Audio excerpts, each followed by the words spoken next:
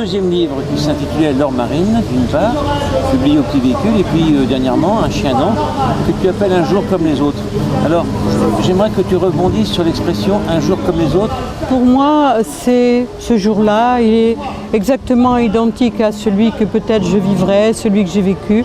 Donc, comme une continuité des choses, une simplicité de la vie, du mot, sans aucune prétention.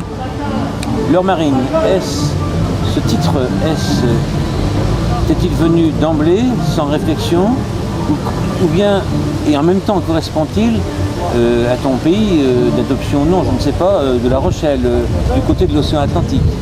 Alors oui, je suis née à La Rochelle. L'heure marine, pour moi, c'était parce qu'il y avait une sorte de réflexion autour de la mer, ça a été mon deuxième livre, c'est vrai. Ça a été très important pour moi parce que celui qui écrit souvent, c'est dans le couloir, c'est caché. Et là, j'avais osé, avec Serge Vélens, le grand poète aujourd'hui disparu, j'avais osé montrer mes textes et il m'avait encouragée en me disant « tu devrais les donner à un éditeur ». Donc, je te les avais confiés. Pour moi, c'est grâce, bien sûr, comme tu viens de le dire, à Serge Vélens que j'ai rencontré Jean Bouillet. On se voyait très très souvent. Il me disait « tu es comme moi, une fille des tempêtes ». J'aimais ça puisque lui, il était né en Vendée. À La Roche-sur-Yon. Voilà.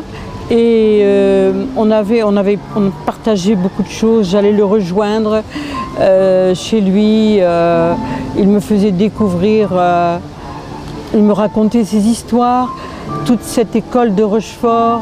Il me racontait Cadou lorsqu'il venait le voir.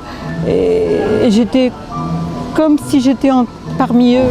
L'interview que Daniel Lewers et Michel Baglin t'ont accordé pour ce chien dent, tu dis « Je serais tenté de dire que j'habite toujours une forme de saudade », entre guillemets le mot. Précise, parce que on peut inventer le sens de ce mot.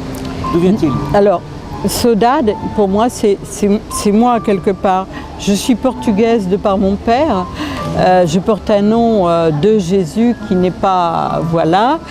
Et pour moi, le Portugal il est resté près de moi. C'est mon pays aussi. C'est le pays de mes racines. Donc, saudade, c'est normal, là. Parce que tu es peut-être animateur en tant que poète aux voix vives de la ville de Sète, peut-être cela t'a-t-il ouvert des rencontres avec les poètes du Maghreb, entre autres, avec ceux de l'Algérie, enfin bref, tu as une histoire véritable de cœur et d'image, profondément, je crois. C'est vraiment quelque chose qui est, il y a bientôt 20 ans, quelque chose comme ça. J'ai été invitée à un salon du livre à Oran et j'ai eu envie de découvrir ce pays parce que dans mon enfance, nos jeunes amis, copains, ils partaient faire leur service militaire en Algérie et j'ai eu envie de découvrir, de savoir qui ils étaient avec un autre regard. Un livre est né,